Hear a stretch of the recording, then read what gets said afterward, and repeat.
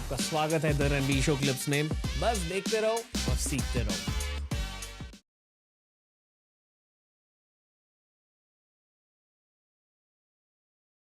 दोनों पाकिस्तान और कसाब के बारे में थोड़ा सा बात कर रहे हैं। कहाँ से स्टार्ट करें, पाकिस्तान से या कसाब से? 26/11 बम्बई का हमला, यही तो बड़ी चीज आज देश में थी। अपने नजरिए से समझाइए, शेयर कीजिए पर्सपेक्टिव।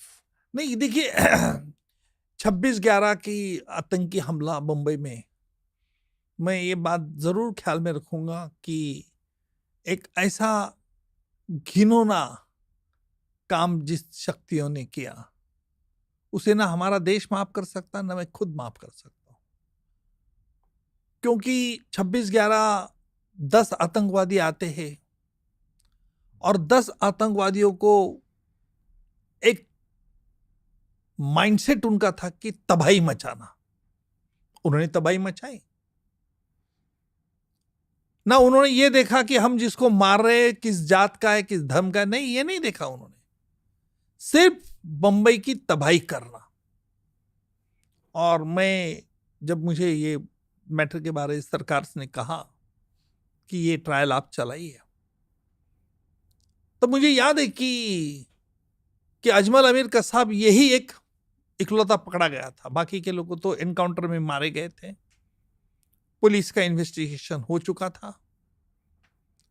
अभी सिर्फ सवाल यह था कि सिर्फ कसाब के खिलाफ ट्रायल चलाना, जो जिंदा पकड़ा गया है, क्या सभी जहां जहां टारगेट अटैक हुए वो ट्रायल, यानी आपको समझाता हूं, होटल ओबेरॉय, ताज, वहां के तो आतंकवादी मारे गए जी। नरीमन हाउस के आतंकवादी मारे गए। अजमल कसाब पकड़ा गया जो अबू इस्माइल के साथ था। दोनों मरीन ड्राइव से जा रहे थे, बीच में पुलिस ने पकड़ा चौपाटी के, यहाँ विनोली चौपाटी के पास। हमारे तुकाराम उमड़े जो शहीद हो गए, उनके और उनकी टीम में, तुकाराम उमड़े तो शहीद हो गए उस फायरिंग में। तो वो ट्रायल सिर्फ अबू इस्माइल तो मारा गया, कसाब जिंदा पकड़ा गया। जब मैंने पूरी ये हिस्ट्री पढ़ी तब मेरे पास दो प्रकार की सोच थी। सिर्फ अजमल कसाब यानी उसको सीएसटी की केस चलाना, क्या नहीं चलाना? क्या पूरी ये भी इंसिडेंट जो हुए हैं जिसमें मर गए हैं, उसमें तो कोई आरोपी बचा ही नहीं है, तो ट्रायल किसके खिलाफ चलाएंगे? तो वो ट्रायल मिक्स करना क्या नहीं मिक्स करना, ये बड़ा अहम सवाल था। ये पहली बार आपके माध्यम से मैं बता रहा हूं। उस वक्त केंद्र सरकार में जो तत्कालीन सरकार थी उस वक्त, उनमें से एक मिनिस्टर साहब का कहना था कि सिर्फ कसाब की केस चलाओ, बाकी के केस छोड़ दो, क्योंकि उसमें अभियुक्त तो मर गए, क्या ट्रायल चला के क्या फायदा। ये उनकी सोच मुंबई पुलिस कमिश्नर साहब ने मुझे बताई कि उज्जवल जी, हमें सिर्फ कसाब के खिलाफ ही केस चलाना है। मतलब क्यों? नहीं, उन्होंने मुझे बताया, मैं नाम नहीं लूंगा, उन्होंने मुझे बताया कि गवर्नमेंट ऑफ इंडिया का ऐसा कहना है, उस वक्त तत्कालीन गवर्नमेंट ऑफ इंडिया। तो बोले कसाब की केस जल्दी चल जाएंगी तो जल्दी खत्म हो जाएंगी ट्रायल, 2 महीने में कसाब का नतीजा आ जाएगा। क्योंकि अगर तुम पूरे ट्रायल इकट्ठा चलाएंगे तो उससे फायदा क्या, उसमें तो अभियुक्त तो मारे गए। तो मतलब देखिए, मैंने उनको कहा कि अजमल कसाब इसको फांसी के फंदे तक लेके जाना ये मेरा टारगेट नहीं है। मुझे ये सोचना है कि 10 आतंकवादी कहां से आए। वो तो पाकिस्तान से तो जाहिर था, क्यों आए, तबाही मचाने के लिए, ये भी जाहिर था। लेकिन किसके कहने पर आए, किसने भेजा इनको? सिर्फ पाकिस्तान पे उंगली उठा के नहीं चलेगा, क्योंकि हमें दुनिया को बताना है रणवीर जी कि इसके पीछे कौन है। 26/11 कहते हैं। मैंने कहा अगर हम सिर्फ कसाब के खिलाफ ही केस चलाएंगे तो साजिश कैसे साबित कर सकते हैं? कमिश्नर साहब सोच में गिर गए।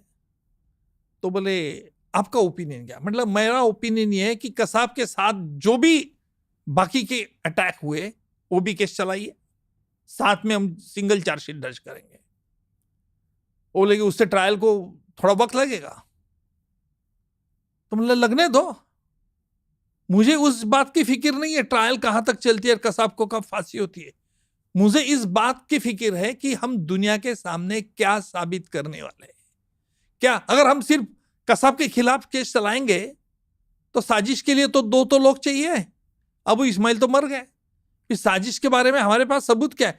तो हम अगर ये पूरी कंबाइन कर देंगे तो हम ये साबित कर सकते हैं कि ये साजिश के हिस्से पे आए, साजिश के मुताबिक इन्होंने अलग अलग। पब्लिक में चर्चा तब ये थी कि इतना टाइम क्यों लग रहा है फांसी तो को देखिए लेकर। उसकी वजह मैं आपको बता रहा हूं, ज्यादा टाइम नहीं लगा रणवीर जी, मैं बता रहा हूं 7 महीने के अंदर हमने एक केस खत्म किया, 8 महीने के अंदर में हमारा पूर्ण आर्गुमेंट हो गया, फिर वो हाई कोर्ट में 4-5 महीने लगे, सुप्रीम कोर्ट। ये कानूनी प्रोसेस है, क्योंकि हमारा कानून ये कहता है देश का 100 गुनेगार छूट गए तो चलेगा, लेकिन एक निरपराध सजा होता है। और इसलिए कसाब के लिए भी 2 वकील दिए थे सरकार की तरफ से। सरकार की तरफ से मैं अकेला लड़ रहा था। तो ये फिर मैंने कहा कि नहीं, हम पूरी ट्रायल जॉइंट ट्रायल चला देंगे। मैं आपके दर्शकों को भी ये बात बताना चाहता हूं कि कसाब को जल्द से जल्द उसका केस ट्रायल खत्म हुई थी, और ये ट्रायल खत्म होने के कारण आज, इसलिए क्योंकि नहीं तो आज भी देखिए 26/11 के आतंकी हमले के पहले भी हमारे देश पे बहुत आतंकी हुई है, कश्मीर में हुआ है, लेकिन हम कहते थे कि पाकिस्तान से आए, पाकिस्तान के लोगों ने चेतावनी दी इसलिए कश्मीर में ये हो रहा है। दुनिया विश्वास नहीं रखती थी। 26/11 के आतंकी हमले के बाद दुनिया ने पहली बार विश्वास रखा कि पाकिस्तान में इसकी साजिश हुई थी। और अगर वो सिंगल केस होता तो नहीं, फिर दुनिया को नहीं पता चलता। पाकिस्तान बोलता था यार ये कसाब बिसाब कौन है, ये नौटंकी कुछ भी लाते भारत, क्यों कसाब आएगा अकेला। तो पूरी हमने ये कनेक्टिविटी जो है ना वो ज्वाइन कर दी थी। उस केस के दौरान आप कितनी बार कसाब से मिले खुद? रोज डेली मिलता था। हर दिन कुछ भी बदला? ओवर टाइम नहीं, लास्ट उसमें बदलाव था। मैं तो उससे भी बात करता था।